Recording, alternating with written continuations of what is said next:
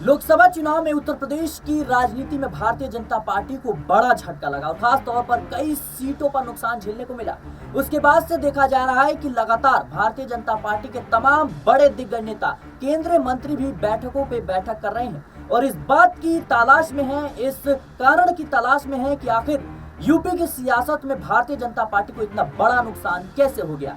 इसी कड़ी में आज योगी आदित्यनाथ ने अपने कार्यकर्ताओं को संबोधित किया। इस दौरान जो उन्होंने बात कही वो बेहद ही चौंकाने वाली है। दरअसल उन्होंने सीधे तौर पर कहा कि जब आपको आत्मविश्वास यानी अति आत्मविश्वास होता है तो नुकसान झेलना पड़ सकता है और यूपी में हार का कारण अति आत्मविश्वास था। यानी योगी आदित्यनाथ का सीधे तौर पर ये कहें कि कहीं ना कहीं वो आला कमान पर निशाना साध रहे हैं। जिस तरीके से लोकसभा चुनाव के दौरान पूरे देश की सियासत में मोदी चेहरे के ऊपर चुनाव लड़ा गया, भारतीय जनता पार्टी का जो आला कमान था वो इसी बात के प्रचार प्रसार में जुटा था कि तीसरी बार मोदी सरकार। लेकिन अब जिस तरीके से सीएम योगी आदित्यनाथ ने जो बात कही है, अपने आप में भाजपा में अब हड़कंप जैसी स्थिति बन गई है।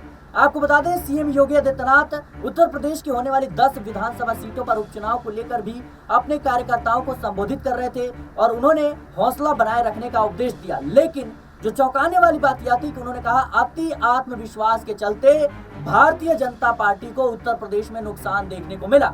क्या ये अति आत्मविश्वास प्रधानमंत्री नरेंद्र मोदी को था? क्या ये अति आत्मविश्वास गृह मंत्री अमित शाह को था? क्या ये अति आत्मविश्वास जो भारतीय जनता पार्टी के राष्ट्रीय अध्यक्ष जेपी नड्डा को था?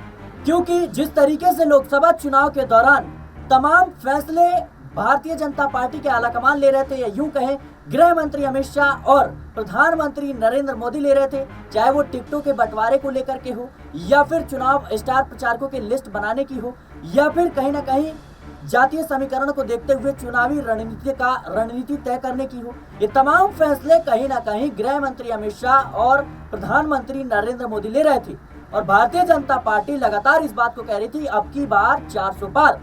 भारतीय जनता पार्टी ने इस लोकसभा चुनाव में 370 सीटों का लक्ष्य रखा था, लेकिन दुर्दशा क्या हुई यह हम सब ने देखा। नतीजा यह हुआ कि भले ही प्रधानमंत्री के तौर पर नरेंद्र मोदी ने तीसरी बार शपथ तो ले लिया, लेकिन सरकार जो है लगातार उसको लेकर के डर का माहौल बना हुआ है, क्योंकि सहयोगी दलों की बदौलत, खासतौर पर नीतीश कुमार जैसे सहयोगी दलों की बदौलत सरकार बन पाई है। ऐसे में योगी आदित्यनाथ का यह बयान अब भारतीय जनता पार्टी के जो आलाकमान है उस पर कई सवाल खड़े करता है। अब देखना होगा कि आखिर इस बयान का प्रभाव उत्तर प्रदेश की राजनीति पर आने वाले समय में क्या कुछ पड़ता हुआ नजर आएगा। फिलहाल के लिए इस रिपोर्ट में इतना ही। देश और दुनिया की तमाम खबरों के लिए बने रहना नेक्स्ट 9 पॉलिटिकल बाइट के साथ।